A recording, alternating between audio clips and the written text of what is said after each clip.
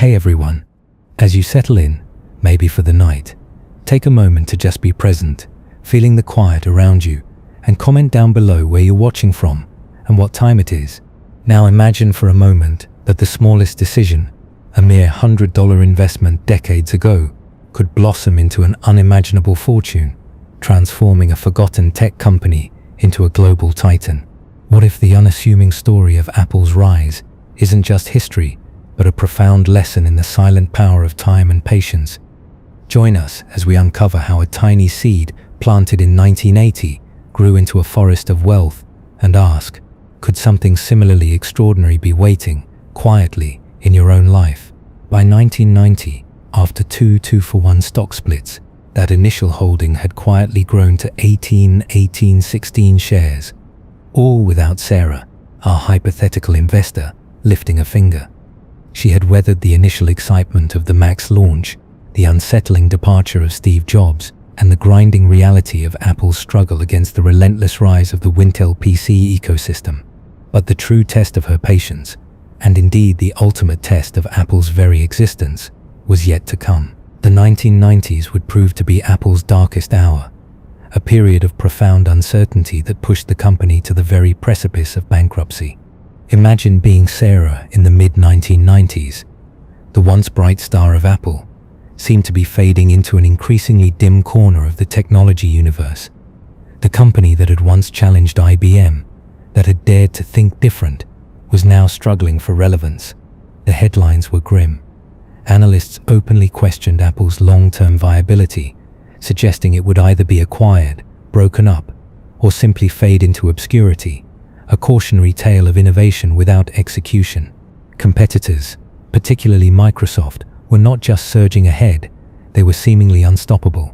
Windows 95, launched with unprecedented fanfare, solidified Microsoft's dominance, making the Mac feel increasingly like a niche, expensive alternative for graphics professionals and educators.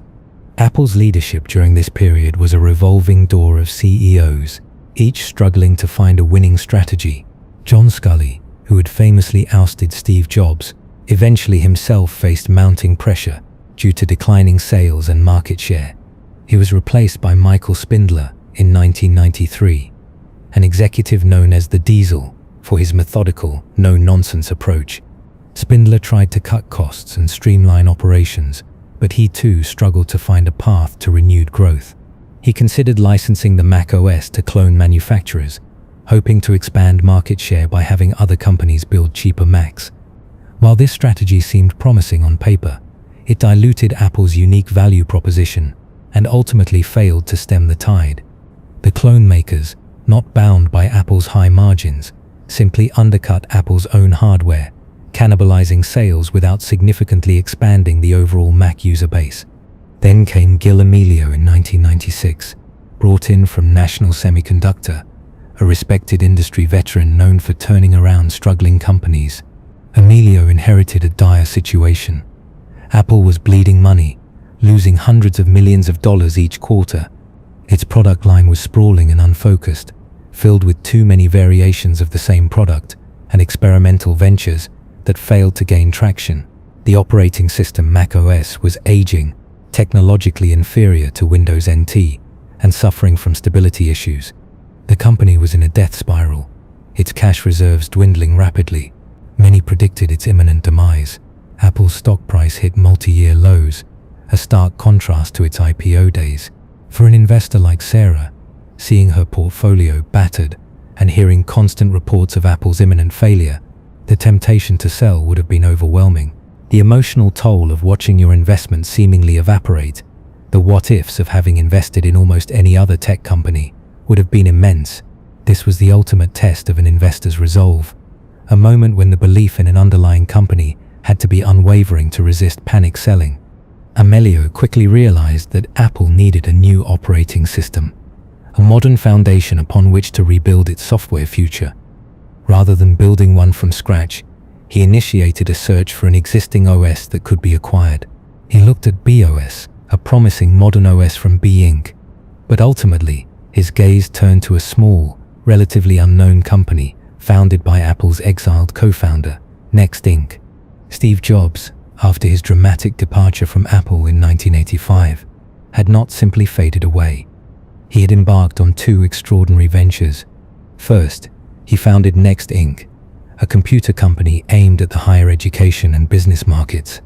Next developed powerful workstations with a cutting-edge object-oriented operating system, Next Step, which was technologically superior to anything Apple had at the time. While Next computers were commercially unsuccessful due to their high price and limited market, the Next Step operating system was a masterpiece of software engineering, admired by developers and ahead of its time. Its core technologies would eventually form the basis of macOS, then called OS X, and iOS.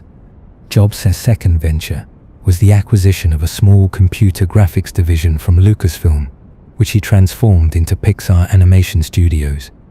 Under his leadership, Pixar revolutionized animation, producing the world's first feature-length computer-animated film, Toy Story, in 1990. Pixar's success proved Jobs' Midas touch, his ability to spot and nurture creative talent, and his unwavering belief in the power of great products. While Apple floundered, Jobs was building empires. In December 1996, Apple announced its intention to acquire Next Inc. for $429 million in cash. The primary goal was to bring Next's advanced operating system back into the Apple fold. But the acquisition had an even more profound, unintended consequence. It brought Steve Jobs back home. Initially, the plan was for Jobs to serve as an advisor, a consultant to help integrate Next Step. However, Gil Amelio's struggles continued, and the financial bleeding didn't stop. The board, desperate, eventually asked Jobs to take the reins. In July 1997, a mere 10 years after his forced departure, Steve Jobs returned to Apple as interim CEO. The term interim quickly became a formality. Everyone knew he was back to stay. Jobs' return was met with a mix of excitement, skepticism, and trepidation. Could the mercurial co-founder, who had led Apple to greatness but also to past turmoil, truly save the company this time? Jobs wasted no time. His immediate actions were ruthless and decisive. He mercilessly pruned Apple's sprawling product line, cancelling dozens of unprofitable projects and products. He famously consolidated the product matrix down to 4 quadrants: consumer desktop, consumer portable, pro desktop, and pro portable. This brutal simplification was essential to regain focus and stop the financial bleeding. He fired executives who he felt weren't up to the task and instilled a new sense of urgency and accountability. Then came a move that shocked the tech world. In August 1997, at Macworld Expo, Steve Jobs announced a strategic alliance with Microsoft. Microsoft would invest $150 million in Apple, a non-voting stake, and the two companies would cross-license patents, with Microsoft committing to continue developing Office for Mac. The audience at Macworld, predominantly loyal Mac users who viewed Microsoft as the enemy, booed loudly. But Jobs, in his signature black turtleneck, calmly explained the necessity. We have to let go of the idea that for Apple to win, Microsoft has to lose. The era of setting this up as a competition between Apple and Microsoft is over. This was not just a financial lifeline, it was a psychological turning point. It signaled to the market that Apple was serious about survival, that even its fiercest rival believed it had a future. It also bought Apple crucial time and capital to execute its turnaround plan.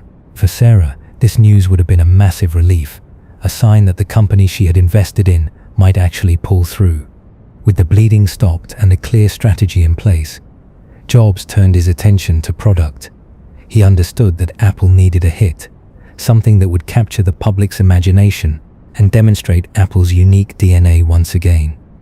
He tasked Jony Ive, a brilliant industrial designer, with creating a new computer that would redefine the desktop experience. The result was the iMac, unveiled in May. The iMac was unlike any computer seen before. It was a translucent, colorful, all-in-one desktop computer with a playful, curvaceous design. It came in Bondi blue and later a rainbow of other flavors.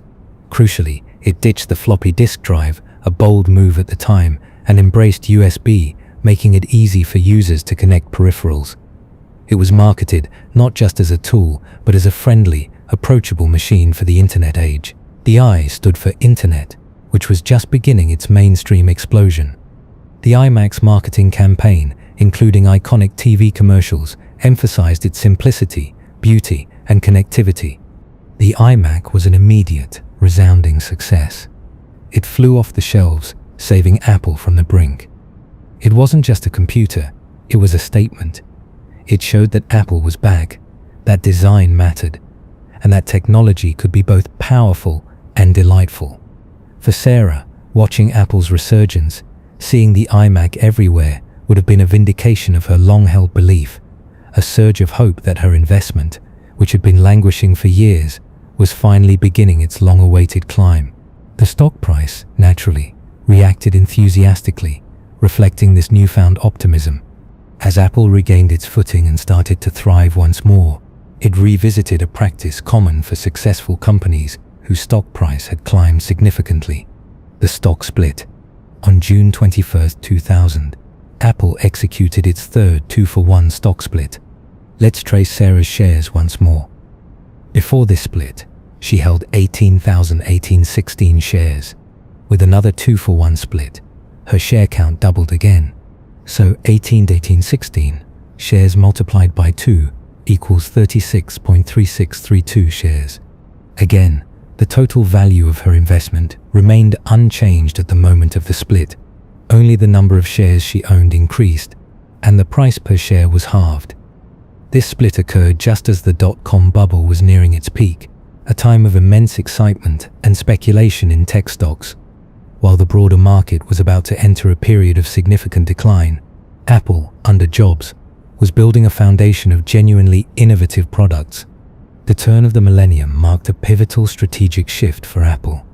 Having saved the company with the iMac, Jobs articulated a new vision, the digital hub strategy. He believed that the personal computer, specifically the Mac, would become the central device in people's digital lives, connecting and managing all their other digital devices, digital cameras, camcorders, music players, and more. This was a prescient insight, anticipating the convergence of technology long before smartphones made it a reality. This strategy led directly to Apple's most revolutionary product category outside of computers: digital music. In January 2001, Apple introduced iTunes, a software application for organizing, playing, and burning digital music. It was elegant, intuitive, and seamlessly integrated with the Mac. Then, in October 2001, came the iPod. The original iPod was not the first MP3 player, but it was by far the best. With its sleek design, intuitive scroll wheel, and the groundbreaking ability to hold 1,000 songs in your pocket, it immediately captured the market. Paired with iTunes, which later evolved into the iTunes Store, launched in April 2003 for legal digital music downloads, the iPod created an ecosystem that transformed the music industry and positioned Apple as a dominant force in consumer electronics. This was a bold move, taking Apple far beyond its traditional computer-making roots. For Sarah, this meant watching her computer company evolve into a consumer electronics powerhouse, tapping into entirely new and massive markets. The success of the iPod and iTunes cemented Apple's comeback. The company was no longer just surviving, it was thriving. Its brand cachet was restored, its financials were strong, and its stock price reflected this renewed investor confidence. The iPod became a cultural icon, seen everywhere, from celebrities to commuters. It wasn't just a product, it was a lifestyle statement. This marked a profound shift in Apple's identity, demonstrating Jobs' ability to not only innovate in hardware and software, but also to master the art of branding and creating compelling user experiences. The first few years of the new millennium for Apple were about building on this momentum. The company continued to refine its hardware designs, transitioning the Mac to the more powerful OS X based on Next Step, and iterating on the iPod, adding new models and capabilities. Each product launch, each quarterly earnings report, brought further validation to the company's turnaround story. For Sarah, holding on to her 36.3632 shares through the wilderness years and into this period of sustained growth would have been a vindication of her long-term vision. She had navigated the perilous waters of near bankruptcy, the uncertainty of Jobs' return, and the pivot into entirely new product categories, her shares, once seemingly worthless, were now beginning their true ascent, poised to capitalize on the enormous success of the iPod and the digital music revolution that Apple was leading. The psychological hurdles for an investor during this period were immense. The fear of losing everything when Apple was on the brink, and then the need for continued patience to allow the long-term strategy to unfold. But for those who endured, the rewards were just beginning to manifest, setting the stage for an even more explosive period of growth and a truly unprecedented expansion of that initial 100 box. The year was 1980, a time that now feels like a distant epoch, almost as foreign as another planet, when viewed through the lens of our hyper-connected digital present. Imagine stepping back into that world. The air hummed, not with the chirps of smartphones or the incessant notifications of social media, but with the clatter of typewriters, the whir of air conditioners, and the distant murmur of television sets tuned to one of perhaps half a dozen channels. Personal computers, the very idea of a machine sitting on a desk in someone's home, dedicated solely to one person's tasks, was a concept still nascent, almost fantastical. Most people had never even seen one, let alone touched one. Computers were behemoths, room-sized mainframes hidden away in temperature-controlled university labs or corporate data centers. Tended by white-coated technicians, they processed punch cards, crunched numbers for governments and large businesses, and were about as approachable to the average person as rocket science. In this landscape of technological infancy, a flicker of something new was beginning to glow. It wasn't a sudden blinding flash, but a persistent, almost stubborn glimmer emanating from the garages and cramped workshops of visionaries and hobbyists. This was the dawn of the personal computer era, a revolution brewing not in the boardrooms of established giants, but among a handful of rebellious spirits who believed that computing power, traditionally wielded by the elite, belonged in the hands of everyone. It was a time when $100, a not insignificant sum for many, could buy you a nice dinner out, a new pair of quality shoes, or perhaps, if you were adventurous, a share in a fledgling company called Apple Computer Inc. Think about a hypothetical individual. Let's call her Sarah. Sarah wasn't an investment banker. She wasn't a tech guru. She was just an ordinary person, perhaps a teacher, a small business owner, or a recent college graduate, navigating the economic realities of 1980. Inflation was a real concern, gnawing at savings. Interest rates were high, making borrowing expensive, but also making fixed-income investments like CDs seem attractive. The stock market, while always present, wasn't the readily accessible, democratized entity it is today. Information was scarce. You didn't have financial news streaming to your phone, nor did you have instant access to company reports with a few clicks. Investment decisions were often made based on word of mouth, a tip from a broker, or a small blurb in a newspaper. Sarah might have heard about this Apple company. Maybe she read an article in Time magazine about the burgeoning home computer craze. Or perhaps a friend, an electronics hobbyist, raved about the Apple II. The idea of a computer for the home was intriguing, if a bit confusing. What would you even do with it? Play simple games? Balance a checkbook?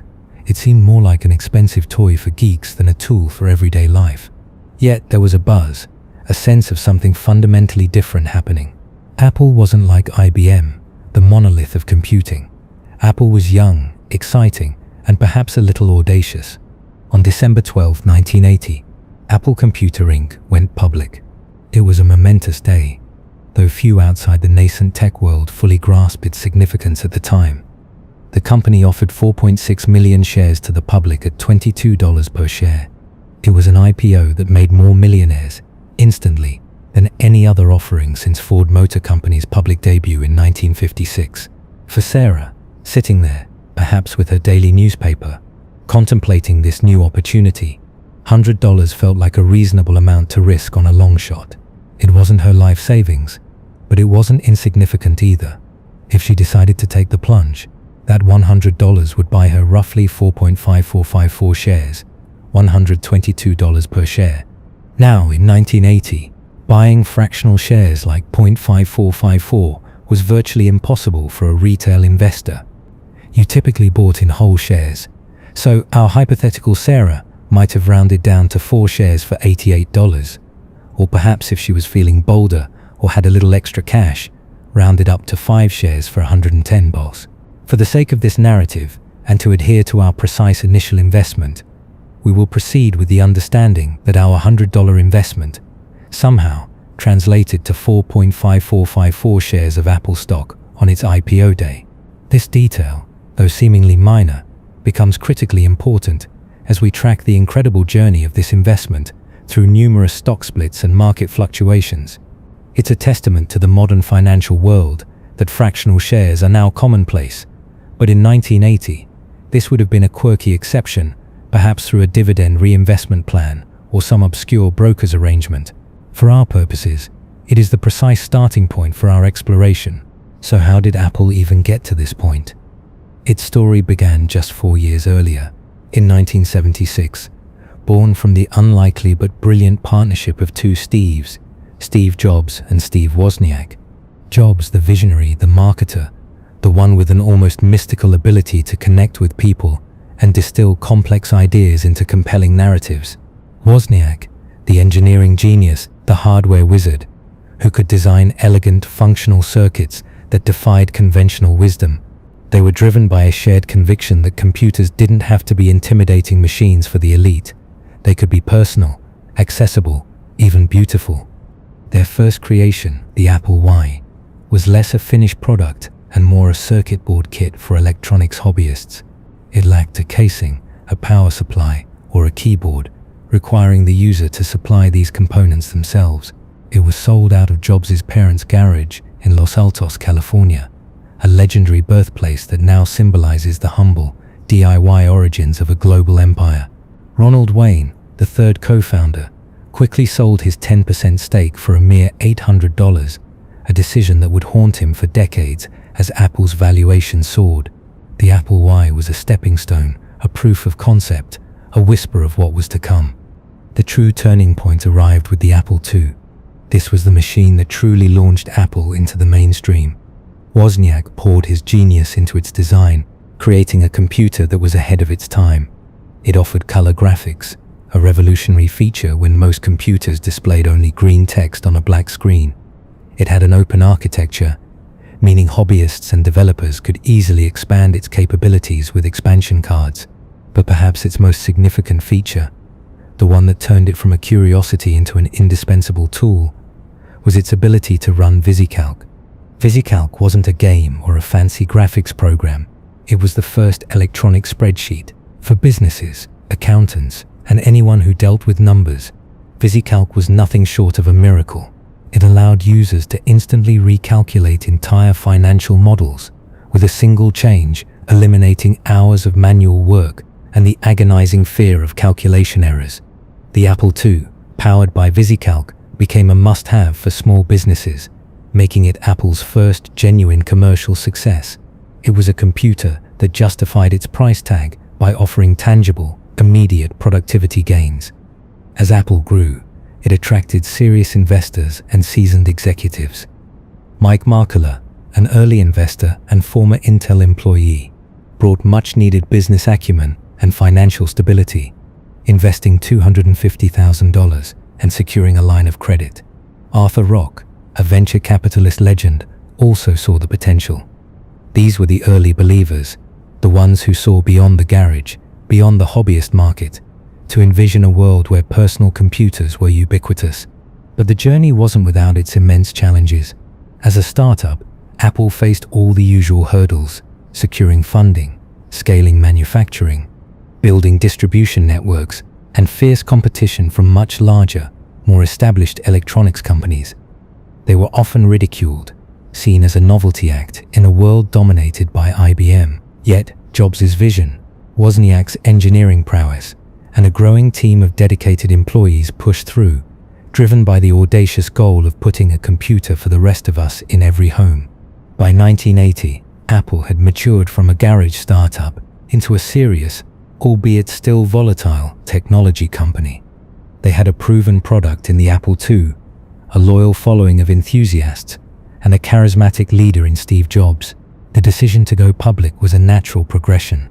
a way to raise capital for further expansion and to solidify their position in the rapidly evolving market. But it was still a gamble, a bet on the future of personal computing, a future that was far from certain.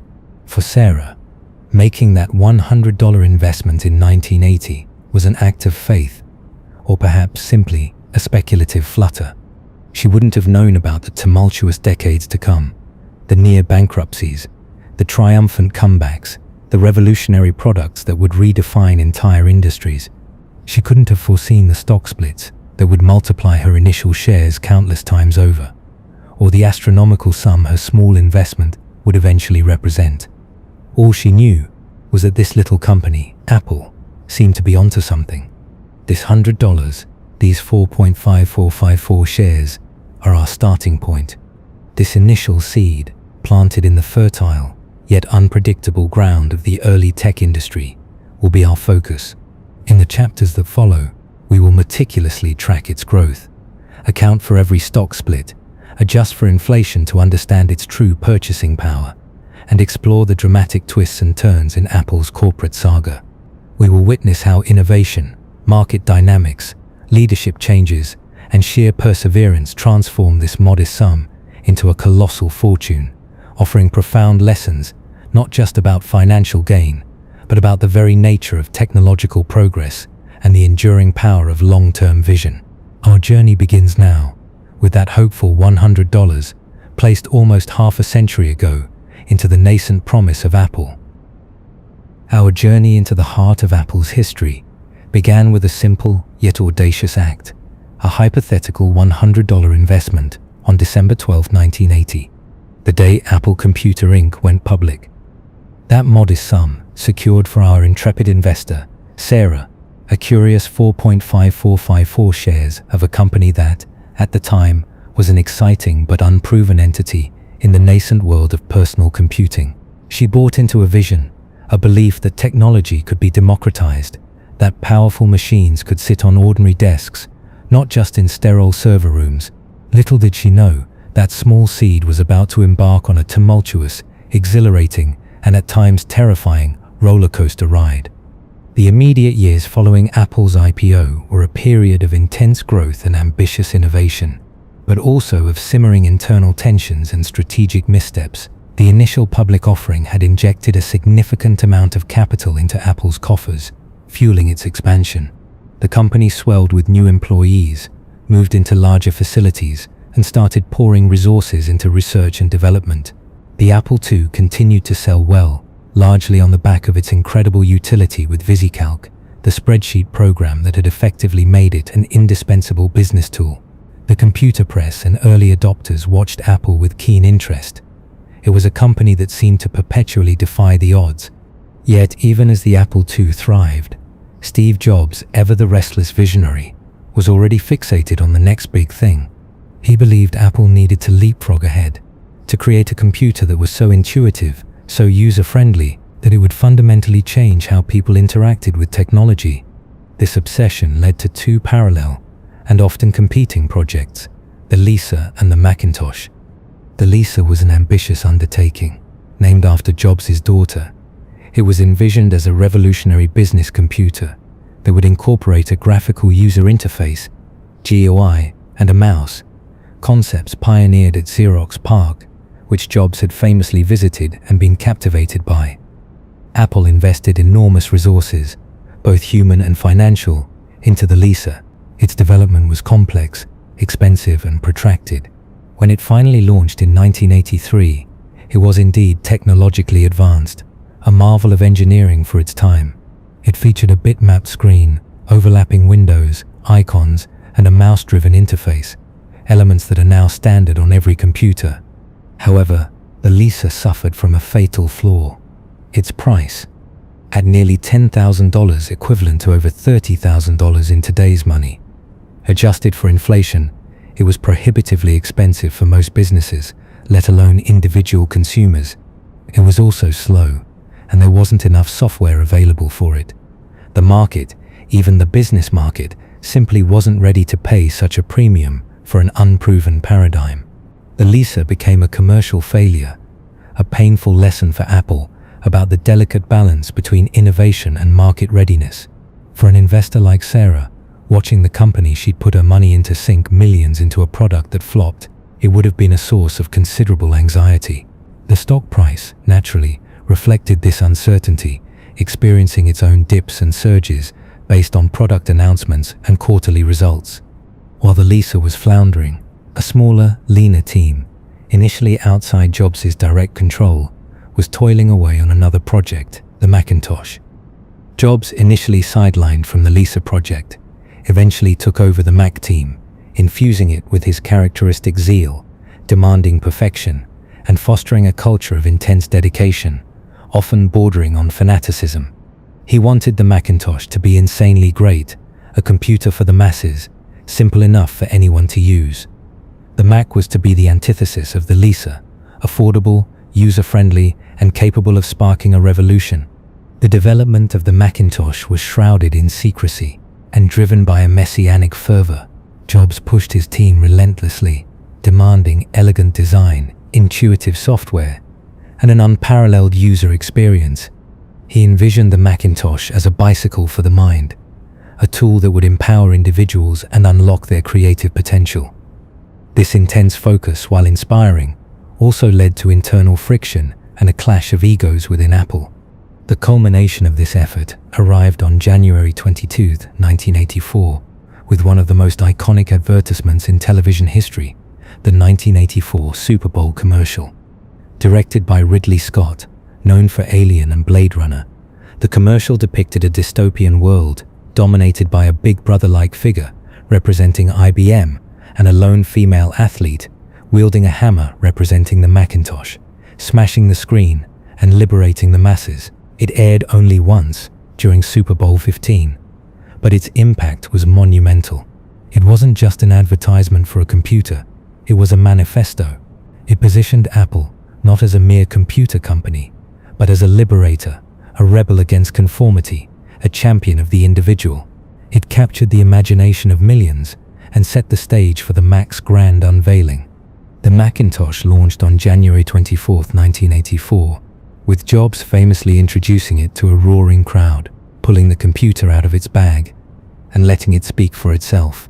The enthusiasm was palpable. The Mac was revolutionary. Its compact design, its intuitive graphical interface, its built-in screen, and its mouse made it fundamentally different from anything else on the market. Initial sales were strong, driven by immense media hype and consumer curiosity. It wasn't just a machine, it was a cultural phenomenon. Yet despite the dazzling launch and the initial excitement, the Mac too faced challenges. Its price, while significantly lower than the Lisa, was still considerable for a home user, making it more appealing to a niche market of creative professionals and educators. More critically, it initially lacked a wide array of software. While Mac Paint and Mac Write were brilliant demonstrations of its capabilities, the killer application for the Mac was still elusive. Unlike the Apple II with VisiCalc, the Mac didn't immediately have that one program that made it indispensable for the masses. This limited software ecosystem slowed its initial adoption by a broader audience. The internal dynamics within Apple were also becoming increasingly volatile. Steve Jobs, known for his mercurial temperament and uncompromising vision, clashed frequently with other executives, including John Sculley, whom he had famously lured away from PepsiCo by asking, "Do you want to sell sugar water for the rest of your life, or do you want to come with me and change the world?" Sculley, a seasoned marketing executive, found it difficult to rein in Jobs' impulsiveness and erratic management style. The tensions escalated, culminating in a dramatic power struggle. By 1985, the board of directors sided with Sculley, effectively stripping Jobs of his operational responsibilities. Feeling marginalized and frustrated, Steve Jobs resigned from Apple in September 19. This was a seismic event for the company and for anyone who had invested in it. The charismatic co-founder, the face and driving force behind Apple's innovation, was gone. For investors like Sarah, this news would have been deeply unsettling. What would Apple be without Jobs? Would the company lose its innovative edge? The stock market, sensitive to leadership changes, reflected this uncertainty, experiencing a significant dip as investors grappled with the implications of Jobs' departure. It was a moment that could easily have prompted many to sell their shares, fearing the worst. Those who held on, like Sarah, demonstrated a remarkable degree of patience, or perhaps simply a lack of immediate liquidity, allowing their investment to ride out the storm. Jobs' departure ushered in what is often referred to as Apple's wilderness years, a period spanning the late 1980s and much of the 1990s. Without Jobs' singular focus and marketing genius, Apple struggled to maintain its innovative momentum and its distinct identity. The company diversified its product line, sometimes to its detriment. It launched printers, scanners, and even experimented with early personal digital assistants, PDAs like the Newton MessagePad in 1993. While the Newton was technologically impressive for its time, featuring handwriting recognition and touchscreen capabilities, it was clunky, expensive, and famously prone to recognition errors, earning it ridicule most notably in The Simpsons. These ventures, while demonstrating Apple's continued desire to innovate, often lacked the clarity of vision and market success that characterized its earlier triumphs. During this period, a new titan was rapidly emerging in the technology landscape, Microsoft, led by the shrewd and relentlessly competitive Bill Gates. Microsoft focused on software, particularly its MS-DOS operating system, and later, Windows. While Apple was perfecting elegant hardware and integrated software, Microsoft was licensing its operating system to dozens of hardware manufacturers, creating a vast ecosystem of Wintel, Windows Intel PCs that dominated the market. These PCs were often cheaper, more customizable, and offered a far wider array of software applications. Apple, with its closed system and premium pricing, found itself increasingly marginalized, its market share eroding year after year. Apple's stock performance during these years was a reflection of its struggles. While it avoided outright collapse, it experienced periods of stagnation and decline. There were no consistent, meteoric rises like those seen in the earliest days. For an investor, it would have been a test of faith, watching competitors like Microsoft surge ahead, seemingly unstoppable. Yet, even during these challenging times, a quiet but significant event was occurring. An event that would dramatically alter the shape of our hypothetical $100 investment, stock splits. Stock splits are essentially accounting maneuvers that companies use to make their shares more accessible and attractive to a broader range of investors. When a stock's price climbs significantly, it can become too expensive for many individual investors to buy a round lot, typically 100 shares. A split effectively lowers the price per share while increasing the number of shares outstanding, without changing the total value of an investor's holding or the company's overall market capitalization. It's like exchanging a $20 bill for two $10 bills. You still have $20, just in smaller denominations. Apple executed its first 2-for-1 stock split on May 15, 1987. Let's track what happened to Sarah's investment. She started with 4.5454 shares. After this 2-for-1 split, her number of shares doubled. So, 4.5454 shares multiplied by 2 equals 9.0908 shares. Crucially, the total value of her investment remained exactly the same at the moment of the split. If her 4.5454 shares were worth, say, $500 right before the split, then her 9.908 shares would still be worth $500 immediately after, but the per share price would have halved. This move was a sign of Apple's success up to that point, a way to make the stock more liquid and appealing as its price had risen considerably since the IPO. Despite the post-Jobs turbulence, it was a signal that the company, even without its iconic co-founder, was still a viable entity. Just over 3 years later, Apple performed its second 2-for-1 stock split on June 21, 1990. By this point, our Sarah had 9.0908 shares. With another 2-for-1 split, her share count doubled again. So, 9,009 shares multiplied by 2 equals 18.8. Again, the value of her total holding did not change at the instant of the split, but the individual share price was halved. These splits were milestones, quiet affirmations of the company's underlying growth. Even as it wrestled with strategic challenges and an increasingly dominant rival in Microsoft. For Sarah, these were mere entries on a brokerage statement, perhaps a small note from her broker. She wasn't actively doing anything. Her investment was passively growing in terms of share count, illustrating the power of compounding and the mechanics of long-term holding. By the early 1990s, Apple was still a major player in the computer industry, but it was no longer the undisputed innovator it once was. Its market share was shrinking, its product line was becoming fragmented, and its operating system, macOS, while still beloved by its users, was losing ground to Windows.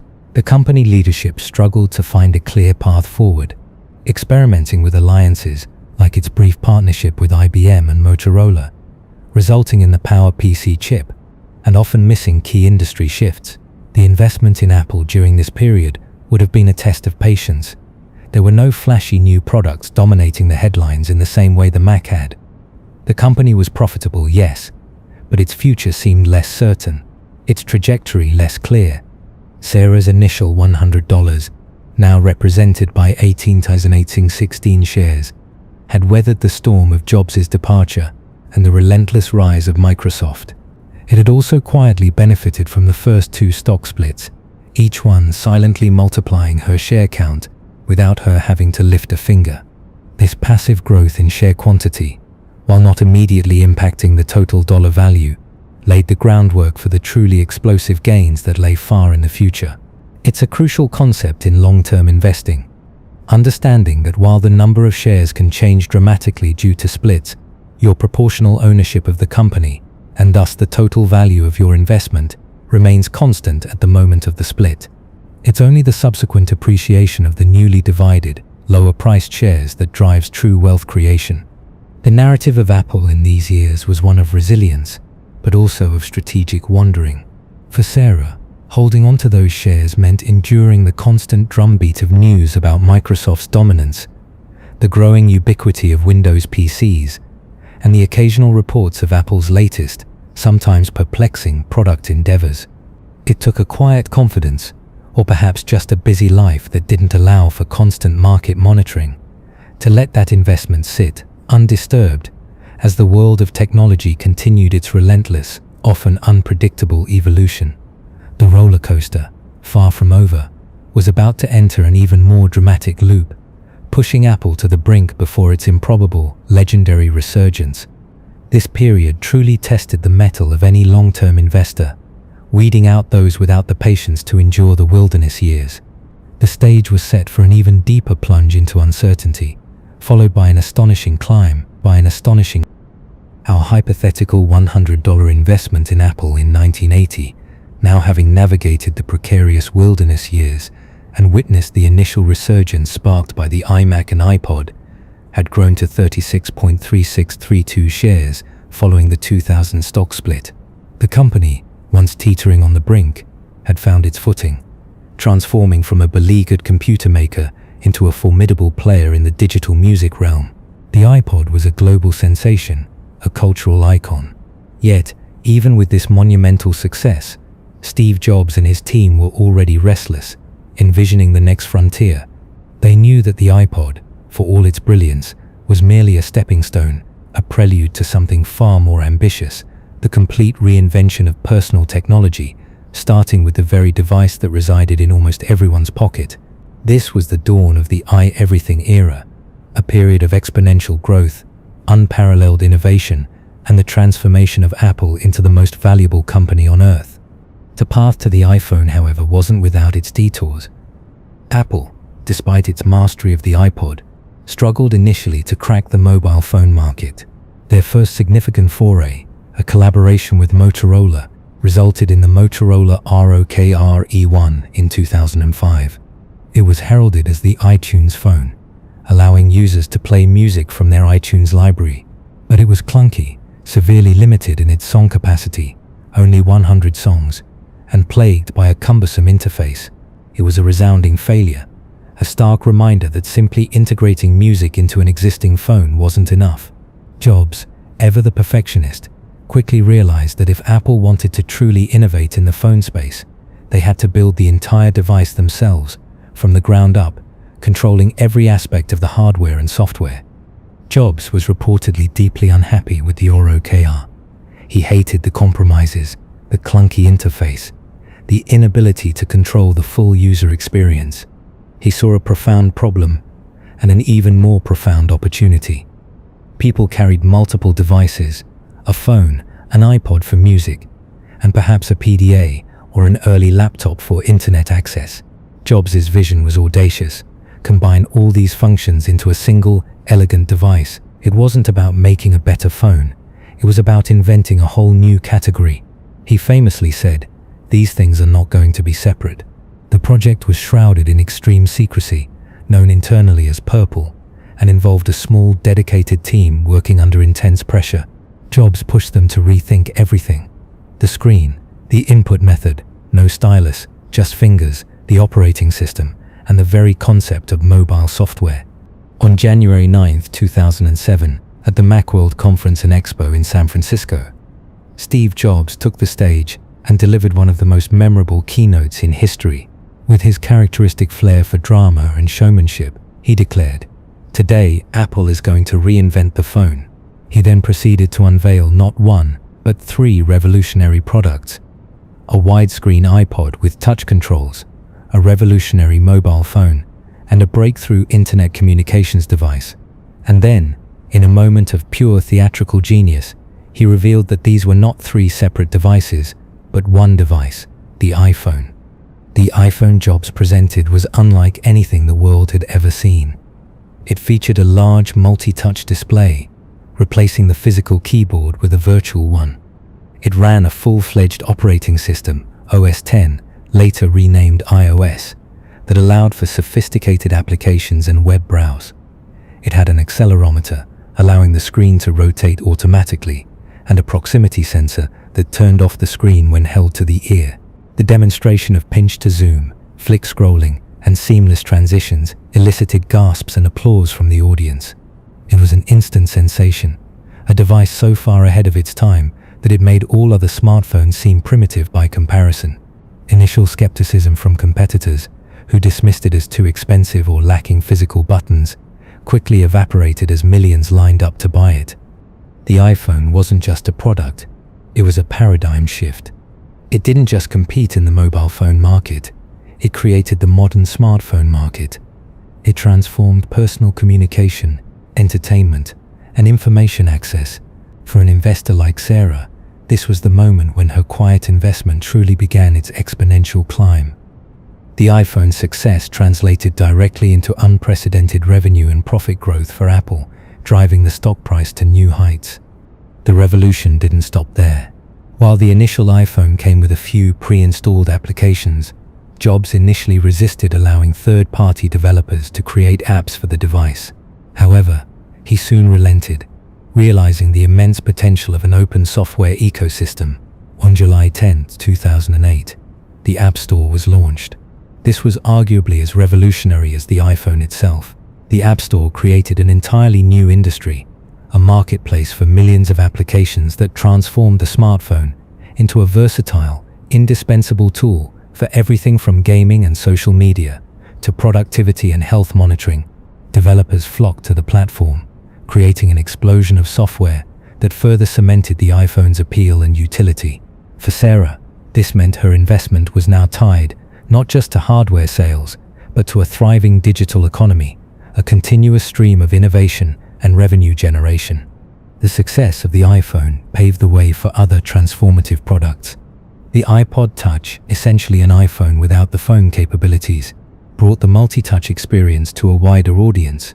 Then, in January 2010, Steve Jobs unveiled the iPad. Dismissed by some as merely a big iPhone, the iPad quickly defined the tablet computer category. Its large screen, intuitive interface, and vast library of apps made it perfect for media consumption, light productivity, and educational purposes. It created another multi-billion-dollar product line for Apple, further diversifying its revenue streams and expanding its dominance in consumer electronics. The halo effect, where users would buy an iPod, then a Mac, then an iPhone, now extended to the iPad, drawing more and more people into Apple's increasingly powerful ecosystem. During this period, Apple transitioned from being a highly successful computer and music player company to a global consumer electronics titan. Its financial performance was staggering. Revenues soared, profits reached unprecedented levels, and its cash reserves grew into a war chest. Apple's market capitalization surged, propelling it past long-standing corporate giants and eventually making it the most valuable company in the world. Its retail stores, the Apple Stores, became models of customer experience, further enhancing the brand and driving sales. The services segment, encompassing iTunes, the App Store, iCloud, and later Apple Music, began to grow into a significant revenue driver, providing recurring income and deepening customer loyalty. For an investor like Sarah, the years following the iPhone launch were nothing short of miraculous. Her initial $100 was now growing at an accelerating pace, multiplying in value far beyond what any reasonable person could have predicted. However, amidst this dizzying success, a shadow loomed large. Steve Jobs had been battling pancreatic cancer for several years. His health issues became increasingly public, marked by his gaunt appearance at keynote events and periods of medical leave. Despite his illness, Jobs remained relentlessly focused on Apple's products and future vision.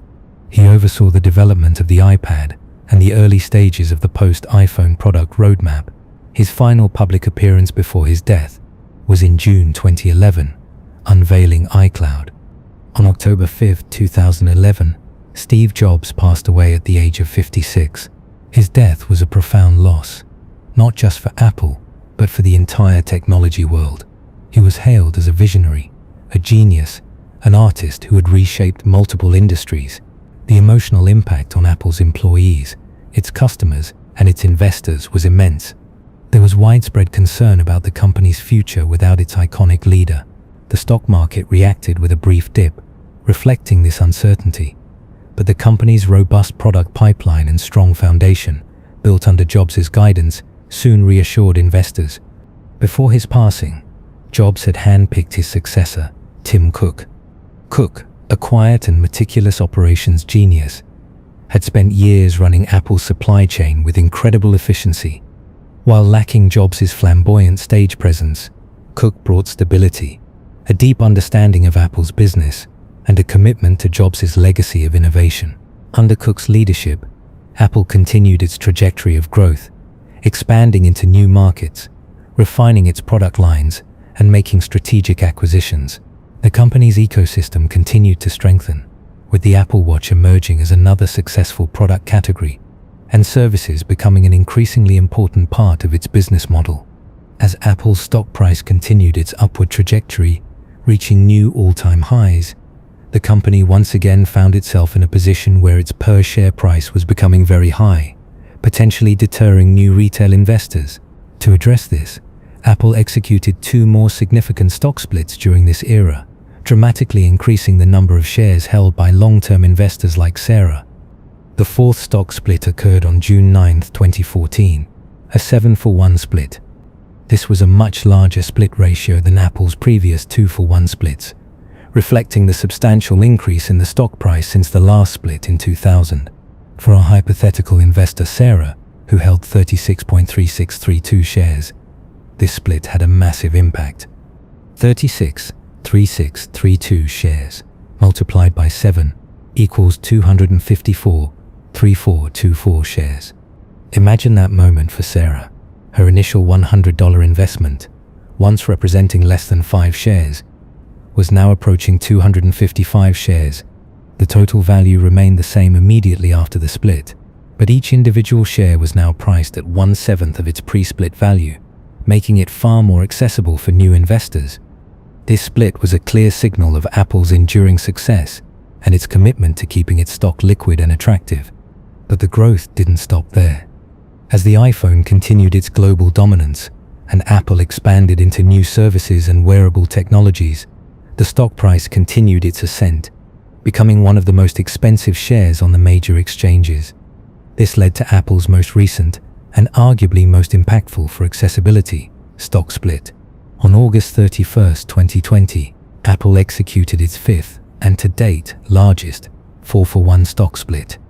By this point, Our investor Sarah held 254.542 shares from the previous splits. This 4-for-1 split multiplied her share count once again. 254, 54, 201, 2696 shares. This was a monumental moment.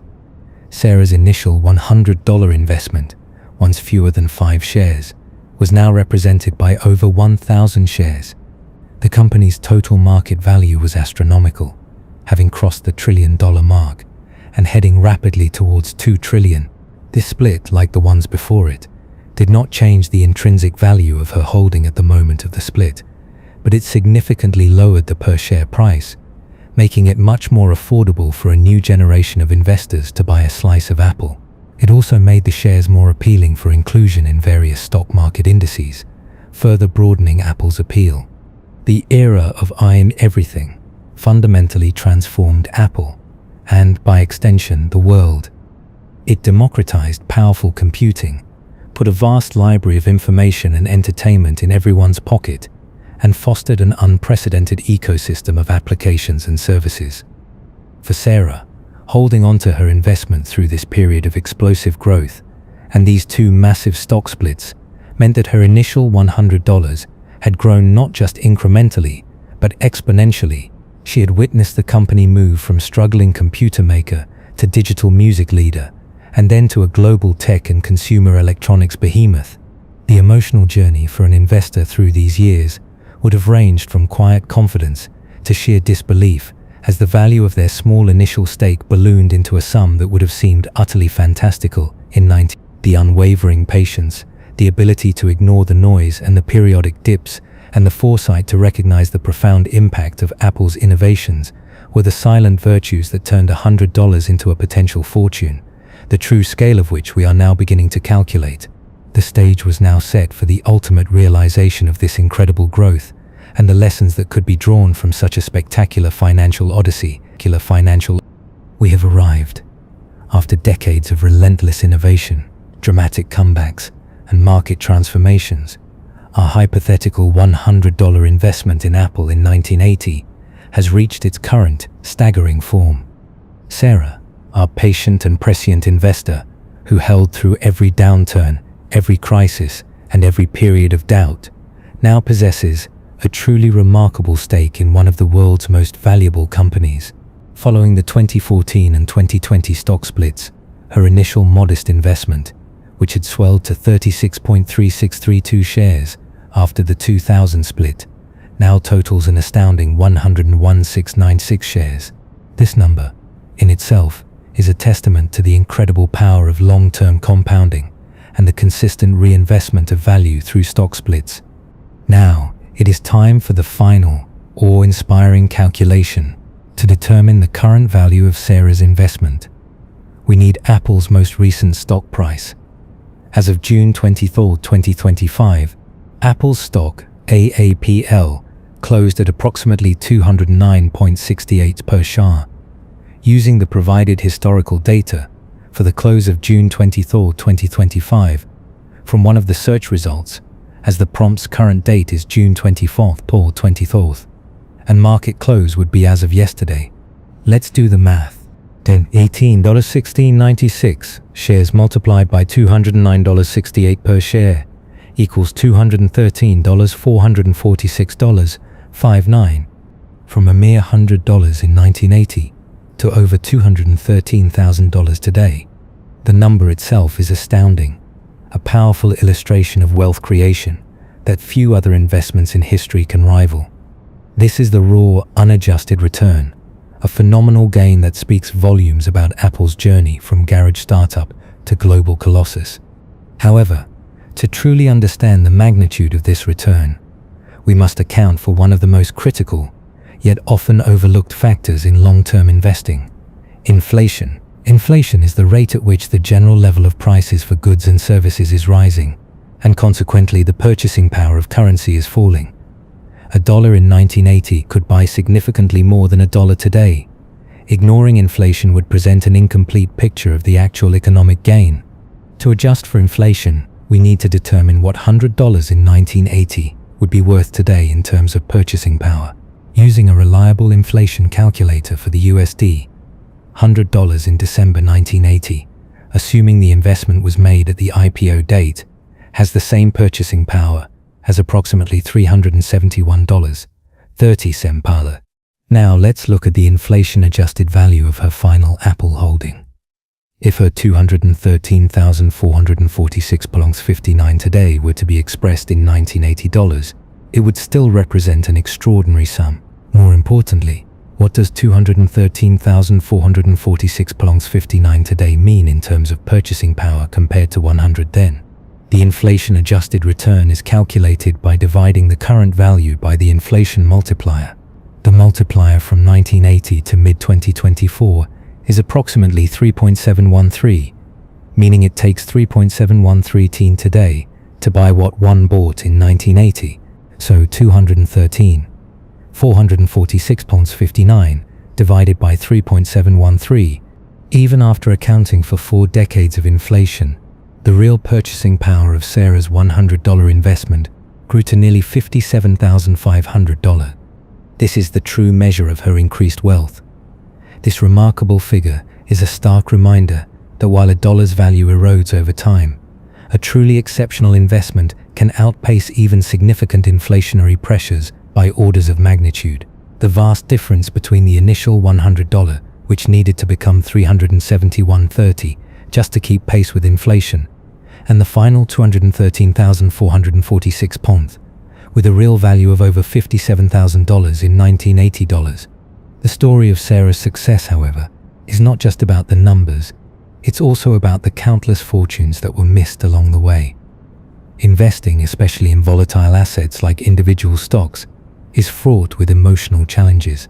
The temptation to sell, to take profits, or to cut losses during times of uncertainty is immense. Many investors, even those who recognized Apple's potential early on, could not withstand the psychological pressure. Consider Ronald Wayne, one of Apple's co-founders. He famously sold his 10% stake in Apple, worth $800, just 12 days after the company was formed in 1976. Had he held on to that 10%, which would have been diluted over time but still represented a significant portion of the company, and assuming he kept his proportional ownership equivalent to Sarah's $100 stake if he didn't invest more, which is a large hypothetical but illustrative, his share would have been worth billions. His initial fear of financial risk, fueled by a previous business failure, led him to walk away from what would become one of the greatest wealth creation stories in history. His $800 decision is a poignant reminder of the incredible cost of selling too early. Even within Sarah's long journey, there were numerous points where a less patient investor might have capitulated. Imagine selling after the first stock split in 1987. Sarah's 2.27 shares would have become 4.54 shares.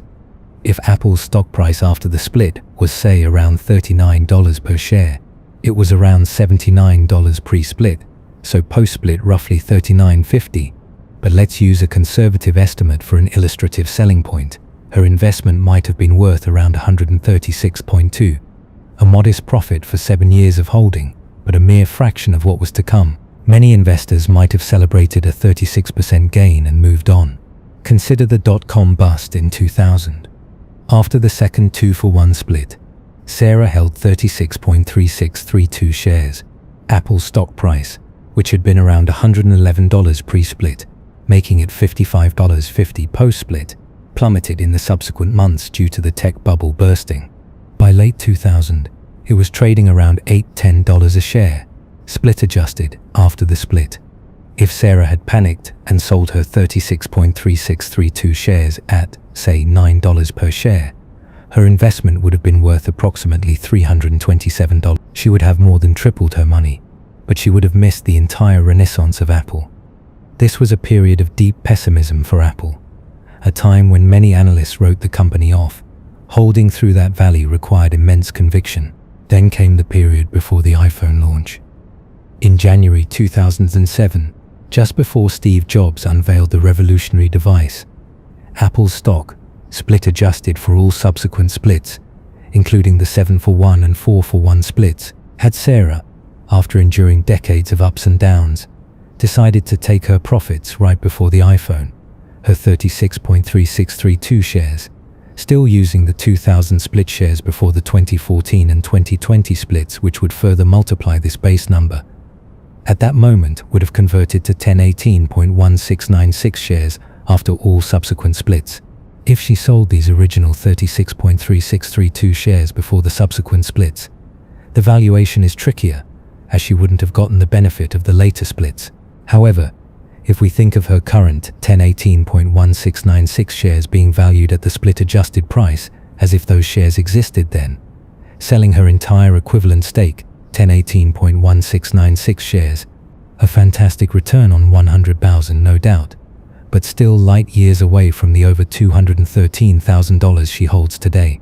The stories of missed fortunes are not just cautionary tales about irrational fear. They also highlight the difficulty of timing the market. Many investors try to buy low and sell high, a strategy that is almost impossible to execute consistently over the long term. The most successful investors often follow a simpler, yet emotionally demanding approach: time in the market, not timing the market. Sarah's hypothetical journey exemplifies the profound power of patience and long-term investing.